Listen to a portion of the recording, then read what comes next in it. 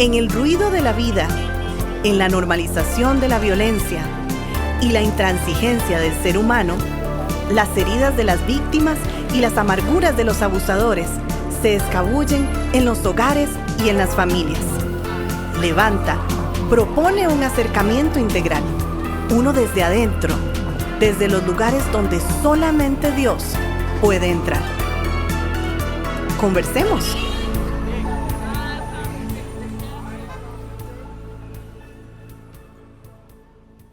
Saludos a todos los que nos escuchan. Es una alegría compartir esta semana con ustedes. Estoy con mi amigo y hermano Ervin. Ervin, ¿cómo te va? Estoy muy bien, Alonso. Te saludo muy cordialmente. Igual. Gracias. Y bueno, estamos muy interesados en tocar un tema que duro, ¿verdad? Se las trae y es duro. Adolescentes violentos con sus padres, ¿verdad? Y es que ya la palabra adolescente ya empieza como a ya implica encrespar, dureza. ¿verdad? Sí, encresparnos, sí. Bueno, porque es el tiempo necesario donde nuestros maravillosos hijos e hijas empiezan a tomar decisiones, empiezan a crecer en criterios, y el problema está en que nosotros pensamos que todos los criterios y decisiones tienen que ser ya completas y tienen que ser todas perfectas, ¿verdad? Y no entendemos que inicia un proceso, ¿verdad? De toma de decisiones trascendentales. Correcto. ¿Verdad? No al nivel, por ejemplo, de la niñez. Correcto. Esa es una palabra que tocamos en otros podcasts, es un proceso. La paternidad es un proceso, el desarrollo del individuo es un proceso, ¿verdad?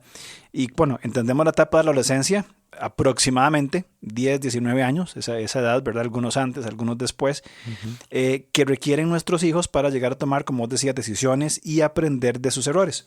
Ahora, el punto aquí es que como padres, es nuestro rol acompañarnos siendo persistentes en la disciplina, la enseñanza y la aplicación de lo que hablamos en el programa anterior de los principios bíblicos. Ahora, si el adolescente no los aplica, bien, esto no exime a los padres de su obligación de seguir enseñándole. ¿Por qué? Porque es un proceso en el cual Dios nos ha encomendado a persistir. Sí.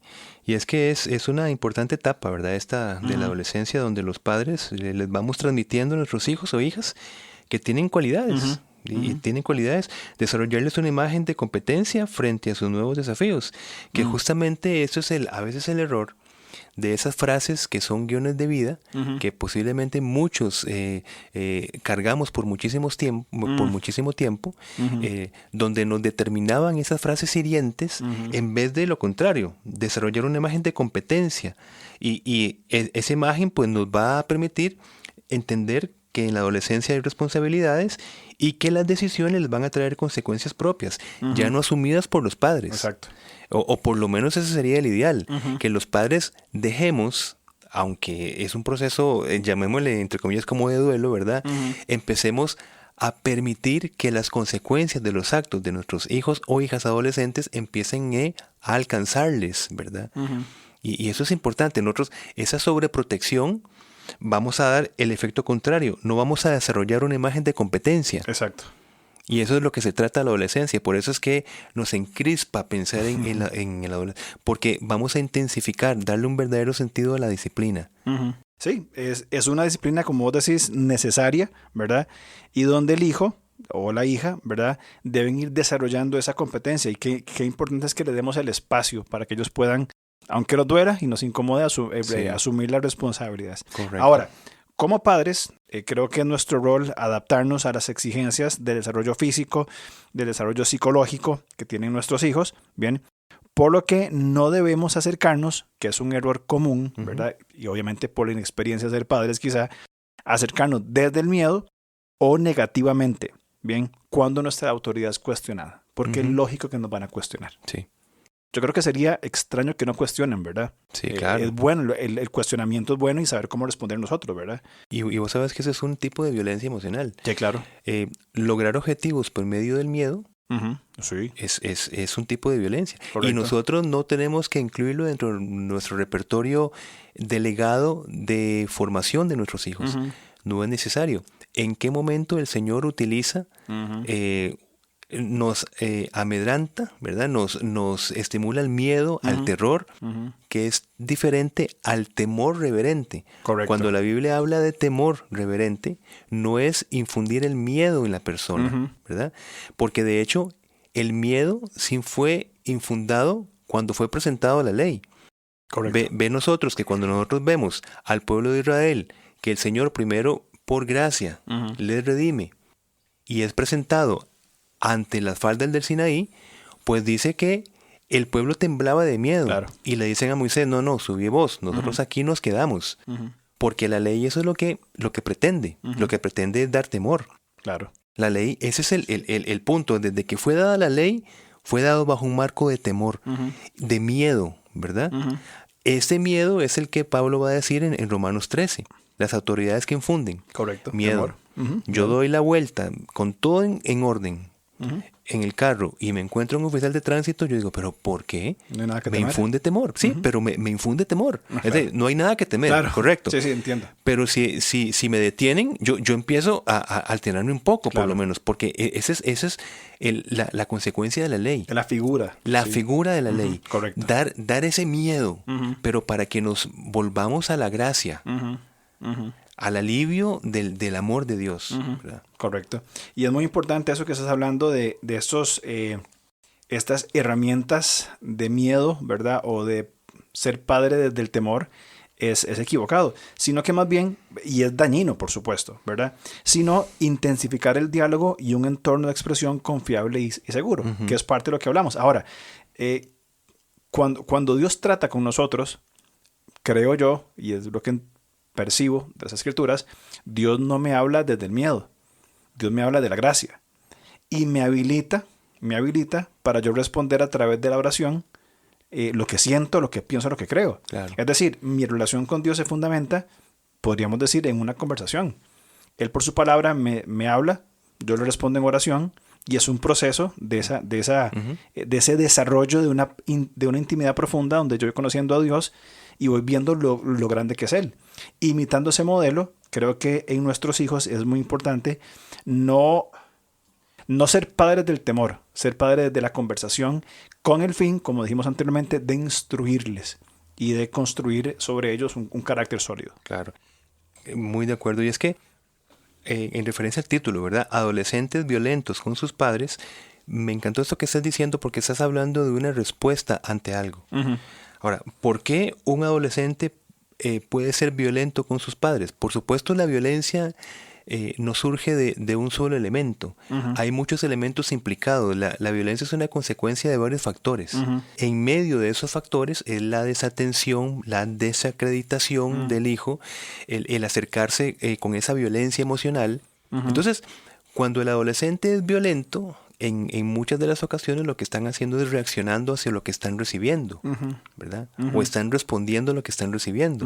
Por eso que te digo que me quedo con esa parte que estás diciendo, de que nosotros respondemos al amor de Dios. Claro. Ante el temor, lo que hizo Adán y Eva en el capítulo 3 fue esconderse de Dios. O sea, Dios no puede acercarse del temor. Ellos pensaron, ¿verdad?, acercarse a Dios con el temor de que, ¿verdad?, de lo que habían hecho, el temor de la culpa. Pero el Señor más bien les cubre con su gracia. Correcto. Y por supuesto hay una disciplina allí. Hay consecuencias. Sí, y a partir de la gracia, que es lo que me parece que es el punto que podremos continuar, de la necesaria disciplina paterna que busca ya no infundir miedo, sino que lo que busca es proteger la relación con el hijo. Correcto. ¿Verdad? Y proteger su imagen de competencia.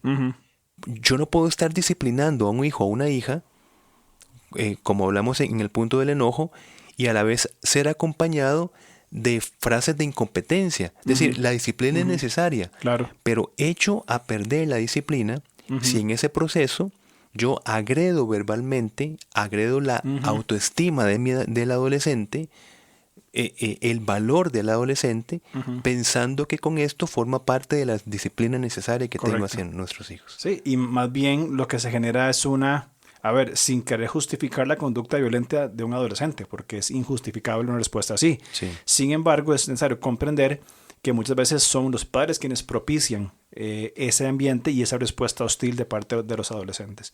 Sí. Entonces, la disciplina tiene que estar, por supuesto, la conversación, pero también incluye animarlos en la esperanza de la disciplina. Por ejemplo, Hebreos 12:11 dice: ciertamente ninguna disciplina en el momento de recibirla parece agradable, sino más bien penosa. Sin embargo, después produce una cosecha de justicia y paz para quienes han sido entrenados, que esa palabra es maravillosa, Sí. entrenados en ella. Entonces, los padres aparecemos y me encanta el concepto, una figura entrenadora. Es decir, estamos formando, que es un proceso que toma tiempo, que requiere disciplina, esfuerzo, corrección, ánimo, bien, para que sean personas que respondan correctamente ante las circunstancias de la vida. Exacto. Y responder significa expresarse. Ajá. O sea que tenemos que permitir como padres la expresión Ujú. emocional, en este caso, de nuestros hijos adolescentes. Ujú. Pero el tema es adolescentes que son violentos con sus padres. Ujú. Ahora, esa expresión puede puede convertirse en un comportamiento violento cuando supongan de parte del adolescente ya no solo la mera expresión, necesaria expresión, en un ambiente seguro y confiable que debe tener una familia. Correcto. ¿Verdad? Pero esas respuestas cuando son conductas abusivas hacia los padres con la intención de dominarles y herirles, ¿verdad? Que se basan, por ejemplo, en la humillación, en el acoso o el desafío a la autoridad parental, allí ya no estamos hablando de una expresión necesaria y saludable. Estamos hablando de una conducta que tiene que ser refrenada. Correcto. Porque estamos hablando de ya violencia del adolescente hacia sus padres, que es el podcast de esta mañana. Correcto. Violencia y abuso. Sí, Bien. exacto. Nos hemos concentrado en el abuso de los padres hacia los hijos. Ajá. El punto es que estamos hablando que los adolescentes abusan de sus padres. Ese es el punto. Que es cuando ya no es la expresión, sino es ya buscar, digamos, humillar a los padres, como estamos diciendo. Y no solamente adolescentes, también hay adultos, jóvenes adultos y adultos, aún con sus padres ancianos, que abusan y violentan a sus padres, ¿verdad? Así es. Ahora, vamos a ver, dijimos anteriormente de que algunas respuestas abusivas de adolescentes son por una inadecuada acercación de los padres. Sin embargo, hablamos de crear ambientes, espacios de conversación, bien, de sana expresión. Ahora, esa necesaria expresión de los adolescentes de inconformidad no debe, y soy enfático, no debe incluir un abuso físico que implica golpear, empujar, lanzar objetos, es decir, procurar violentar la integridad física de los padres, ¿verdad? Incluye un abuso psicológico, intimidar, humillar verbalmente a los padres, qué sé yo, un hijo adolescente quizá ya sea más alto y más fuerte que su mamá. Correcto. Y quiere imponer su físico, ¿verdad? Con palabras, ¿bien? Tampoco implica un abuso emocional, es decir, el uso de las mentiras, confundir, manipular, etcétera, ¿verdad? Que daña muchísimo el sistema de la familia, ¿verdad? O también hablamos de abusos financieros, conductas como robar, vender las posesiones de los padres, el endeudamiento del adolescente, ¿verdad? Que lo llevan después a los padres. Son factores, son formas de violencia, ¿bien? Que como vos dijiste, deben ser refrenadas. No son expresiones de inconformidad, no son opiniones, son acciones violentas que abusan en la figura de autoridad. Qué buenos puntos, mi hermano. Y eso es como para devolverse en el programa aquí en el podcast y empezar a repasar esos abusos. Y me gustó el énfasis. No debo incluir esas expresiones en esa expresión necesaria, ¿verdad? Que los adolescentes tienen que expresar en ciertas inconformidades. Lo que queremos decir es que un adolescente tiene derecho a estar inconforme por diferentes circunstancias. Es un derecho. Sí. Y tienen derecho a expresarse. Pero por eso digo, es importante que esa expresión sea bien modelada y bien dirigida. Correcto. Y es que, como hemos dicho varias veces, para que esas conductas que estás hablando sean abusivas, deben ser un patrón, deben de sostenerse. Exactamente. Tampoco vamos a caer que un adolescente que mienta en una situación significa que es un adolescente que está abusando de sus padres. Correcto. Estamos diciendo que es un patrón de mentira donde confunde a los papás. ¿Y qué pasa? Los papás no saben cómo ayudar a sus hijos o hijas. Porque no saben si el hijo adolescente les está diciendo o no la verdad. Y eso es un patrón de abuso emocional como nos estás enseñando. Sí, no es un evento aislado, sino que se repite periódicamente, sistemáticamente. Y ese abuso tiene que separarse de esa necesaria expresión de inconformidad que tienen derecho otra vez nuestros adolescentes. Correcto. Ahora, también dentro de los factores que influyen en el comportamiento violento del adolescente hacia sus padres, Se ha comprobado una fuerte asociación de las características, bien, de un ambiente familiar que tienen que ver con comunicación ofensiva e hiriente. También que el ambiente familiar, tanto padres como hijos y otros participantes, ¿verdad? Se expresan inadecuadamente. Es decir, tenemos derecho y está bien que hayan disconformidades, inconformidades. Sí. Vamos a un restaurante y la comida viene fría. Sí. Tenemos el derecho y la necesidad de expresar nuestra inconformidad, claro, de forma, claro, correcta. Mire, perdón, discúlpeme, pero esta comida está caliente y me gustaría, etcétera. Y se soluciona. Igual en el hogar, ¿verdad? Sí. Sean de opiniones, de emociones, ¿verdad? O también esos ambientes familiares donde no hay apoyo y afecto. Es decir, cada uno vive como pueda, sobrevive, y se intensifican estos gestos violentos.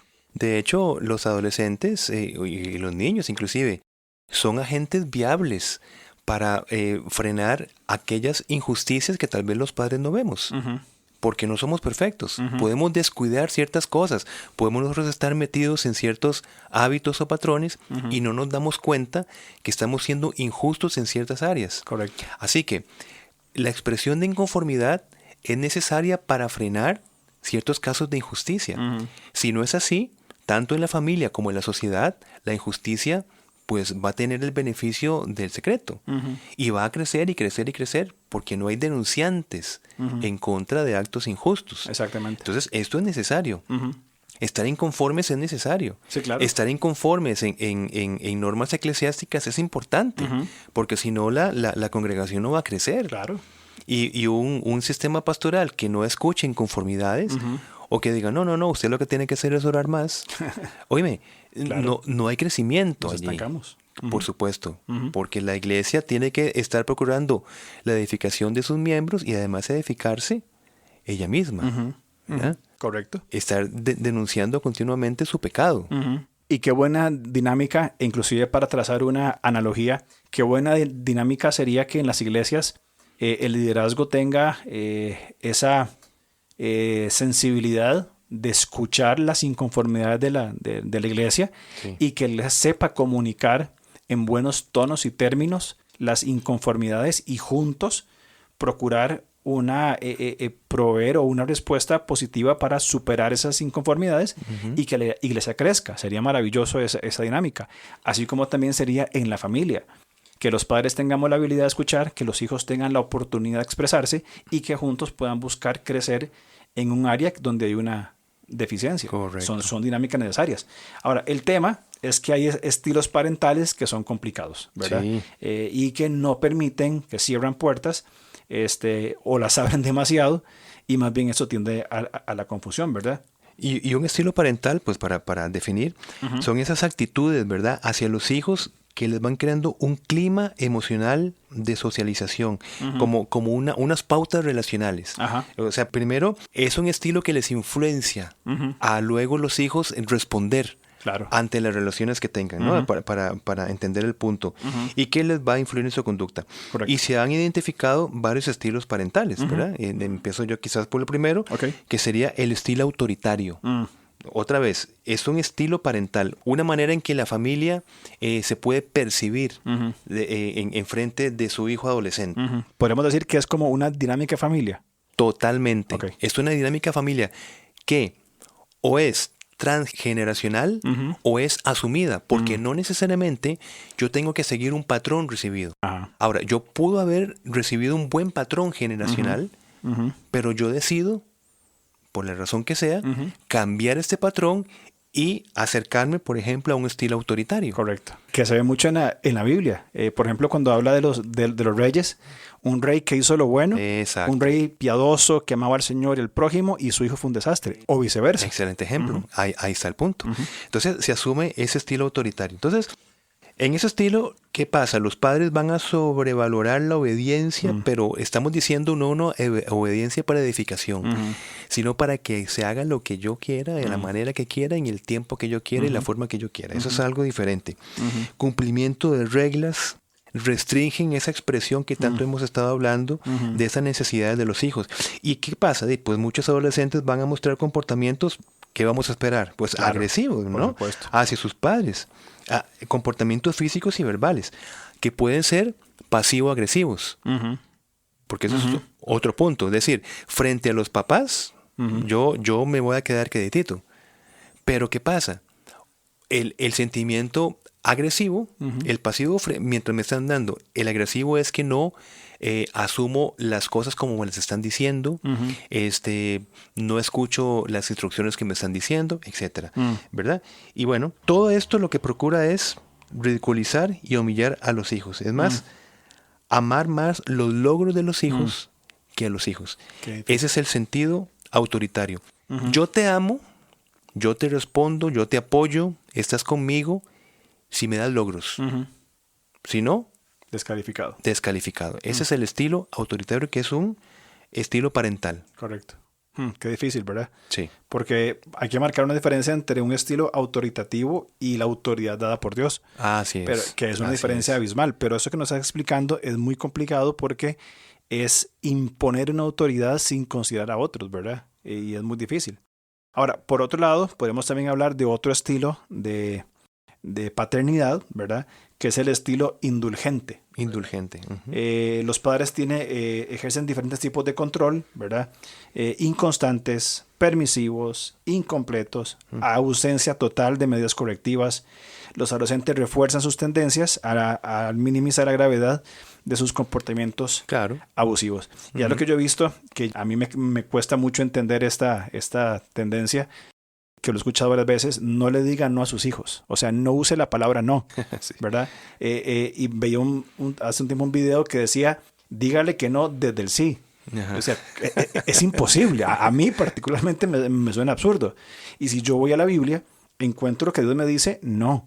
Y hay límites claros desde la gracia para decir no, ¿verdad? Entonces me da mucho la idea de ese estilo indulgente, permisivo, en boga, ¿verdad?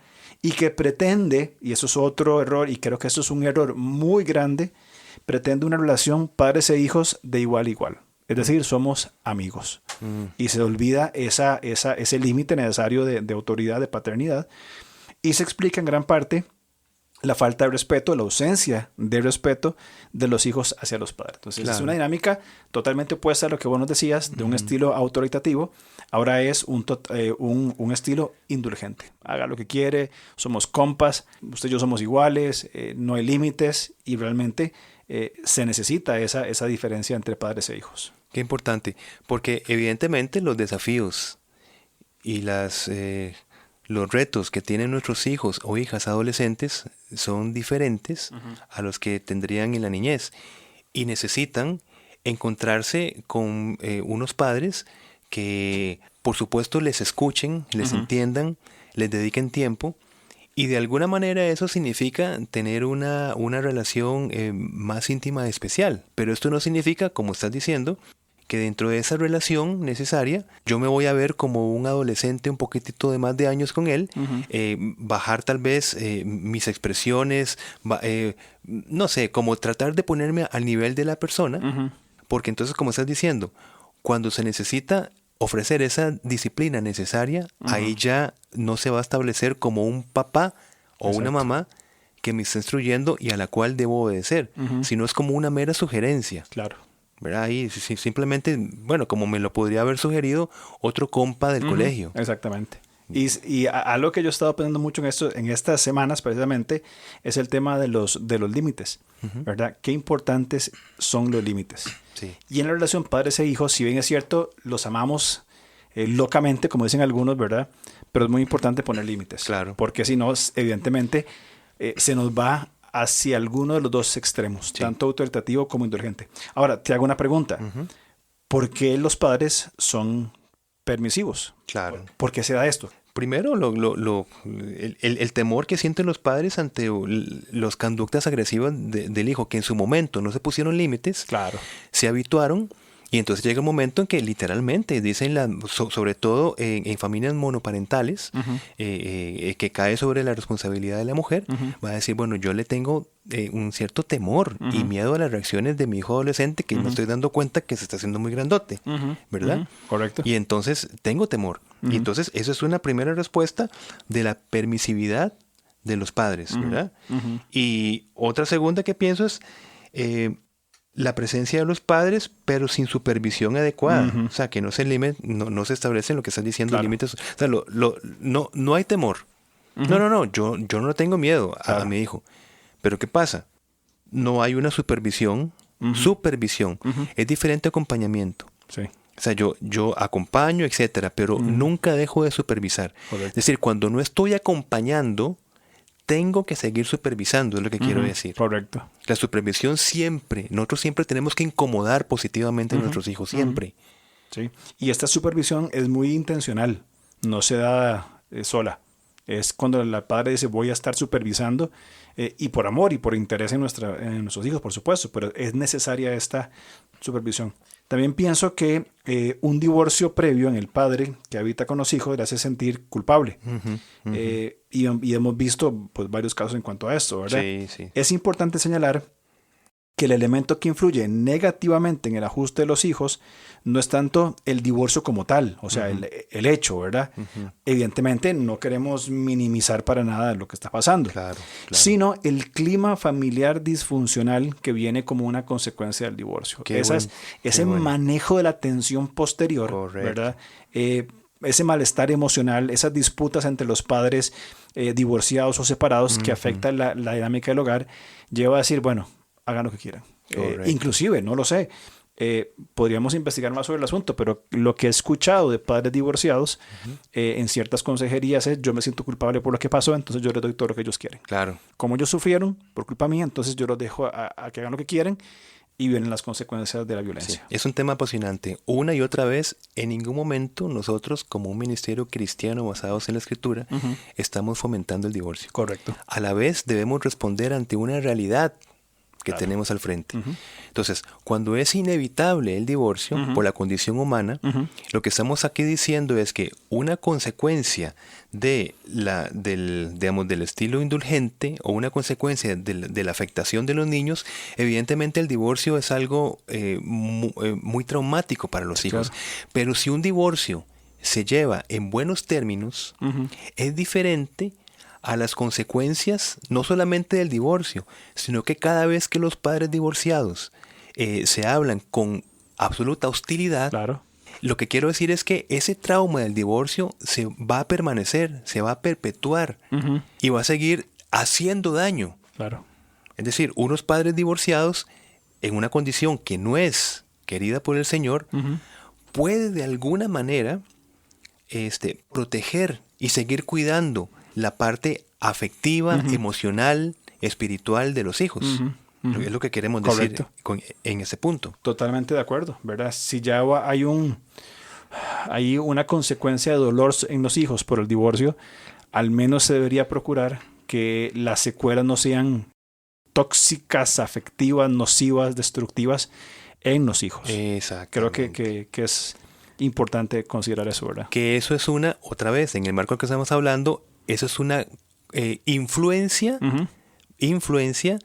muy potente para que los hijos adolescentes reaccionen violentamente contra sus padres. Y digo influencia porque los adolescentes tienen la capacidad de responder si soy violento o no, pero es una fuerte influencia. Correcto. Cada vez que papá y mamá separados me causan heridas, cuando los escucho hablar o relacionarse, pues de alguna manera yo voy a reaccionar violentamente en contra de la figura que tengo en ese momento. Correcto. Y acordémonos también los temas que los adolescentes sufren, no solamente los cambios hormonales, sino también el mundo de pensamientos que tienen, que debe ser un laberinto completo. Sí. Si uno ya viejo tiene sus conflictos mentales, ahora de adolescente, o sea, esos laberintos mentales, ¿verdad? Sí. Están a flor de piel y obviamente la única forma en que algunos logran responder es con la violencia.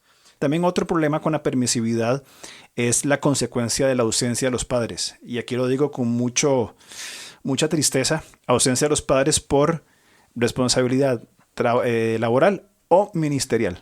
Y yo hablo desde mi perspectiva pastoral, como muchas veces los pastores nos ocupamos más en las ovejas que en nuestra propia casa. Y es un error serio que debe ser enmendado ya mismo. Y lo digo con conocimiento de causa, del cuidado fundamental de que los hijos sepan que estamos presentes. Y eso implica tiempo, implica calidad de tiempo, implica dinero, implica esfuerzo, implica decir que no a otras cosas. Sí. Pero esto es importantísimo. Conozco muchos casos de hijos que ahora están en sus 20s y en sus 30s y tienen un resentimiento lamentablemente mal dirigido hacia el Señor porque sus padres, pastores o misioneros, estuvieron ausentes en su crianza. Y hoy ya adultos, en sus 30 dicen, yo no quiero nada que ver con Dios porque Dios, en unas u otras palabras, me quitó a mi papá y a mi mamá de mi crianza. Sí. Y ni que se diga del trabajo basado en un materialismo. Tiene también una implicancia muy, muy profunda. De acuerdo. Y pensé el último punto, también si los hijos han crecido en hogares expuestos a actitudes machistas, ¿verdad? Que eso es, nuestra cultura está impregnada en esto. Totalmente. Y donde los límites de la disciplina de la madre serán mayormente rechazados. O sea, desde los modelos, cohabitando con los dos padres, por ejemplo. Hay actitudes machistas donde el padre se encarga de dar la imagen que la mujer, lo que piense, lo que hace, no vale.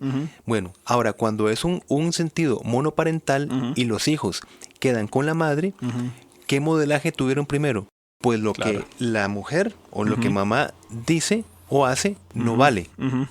Y por eso viene una violencia que tal vez no sea física, pero sí puede ser una violencia emocional, una violencia psicológica, una violencia patrimonial, como estás diciendo. Las tortas me las tiene que asumir mi mamá. Correcto. Ahí sí vale mi mamá, ¿verdad? Ahí sí es mamá. Ahí sí es mamá. Claro, correcto. E inclusive me atrevería también a pensar al revés. Lamentablemente el mundo actual presenta a los padres como los tontos, ¿verdad? Es simplemente ver una serie de televisión moderna y ver que el papá es el tonto, el que no tiene nada que decir, y la mamá la que maneja todo, ¿verdad? Correcto. También ese modelaje, esa figura también. Esa distorsión. Una distorsión absoluta. Tétrica, ¿verdad? El papá es el tonto, el papá no sabe lo que hace, su papá solo sirve para ver fútbol. Entonces, hágame caso de lo que yo le estoy diciendo. Una distorsión en cualquiera de los dos lados que viene a crear un ambiente lamentablemente óptimo para que el hijo responda con violencia. Exacto. Pues bueno, creo que hemos puesto sobre la mesa algunos puntos, como siempre decimos, para reflexión, para masticar, por decirlo coloquialmente. No es un tema exhaustivo, por supuesto, pero es un tema relevante para reflexionar y presentar al Señor en oración. Correcto. Que nos permita ser esos padres con esa delegación de responsabilidad que tenemos de parte del Señor hacia nuestros hijos. Totalmente de acuerdo. Es muy importante comenzar a conversar de esas cosas. La otra semana seguimos con los adolescentes, pero vamos a verlo de una perspectiva del adolescente y su identificación como un agresor virtual. Carambas. Una respuesta al mundo que vivimos hoy. Agresor virtual, interesante. Interesantísimo. Bueno, lo aclararemos la otra semana. Si lo permite, nos vemos entonces. Claro que sí. Nos vemos, chao, gracias. chao.